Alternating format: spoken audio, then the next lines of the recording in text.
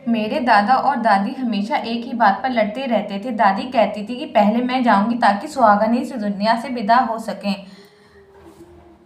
दादाजी कहते थे पहले मैं जाऊंगा क्योंकि तुम चली गई तो मेरे से कोई बात करने वाला नहीं होगा। तुम तो औरत हो, नई नवेली दुल्हन के कमरे में भी जाकर तुम बैठ सकती हो, लेकिन मगर मैं मर्द हूँ, मैं ऐसा नहीं कर सकता। दादी कहती पोता पोती है ना, उनसे बातें कर लेना, मगर मुझे सुहागन ही जाना है। फिर दोनों की लंबी बहस चली और फिर एक दूसरे से बात करना बंद कर देते हैं। पूरे दिन दोनों रूठे रहते हैं। फिर दादाजी ही दादी को मनाते हैं, उनके लिए बाजार से आइसक्रीम लाते हैं। फिर पहले तो दादी मना करती है, फिर अपने पोपले मुंह से आइसक्रीम बड़े चाव से खाती हैं। हम बच्चे भी इस पल का इंतजार करते हैं क्योंकि आइसक्रीम खाने को हमें भी मिलती थी। फिर एक दिन ऐसा आया कि दादाजी रात को सोए तो सुबह उठे ही नहीं। उस दिन दादी को सदमे में चली गई। भैया आज भी बहकी बहकी बातें करती हैं, बहुत कम बोलती हैं। कभी कभी तो दादी जी को जैकेट खाट पर सुलाकर पंखे से हवा करती हैं।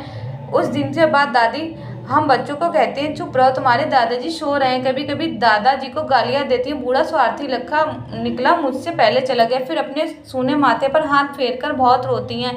मैं जब भी फ्री होती हूँ दादी के पास चली जाती हूँ, मगर दादी अब पहले की तरह बातें नहीं करती। मैं जब उठकर जाने लगती हूँ तब दादी कहती है बैठ जा, तेरे दादा कुल्फी लेकर आने ही वाले होंगे। उन्हें नहीं पता कि उनका इंतजार अब इंतजार ही रहेगा उनके अंतिम सांसों तक, लेकिन हम भी उनकी इस बहम में उनका साथ देते हैं।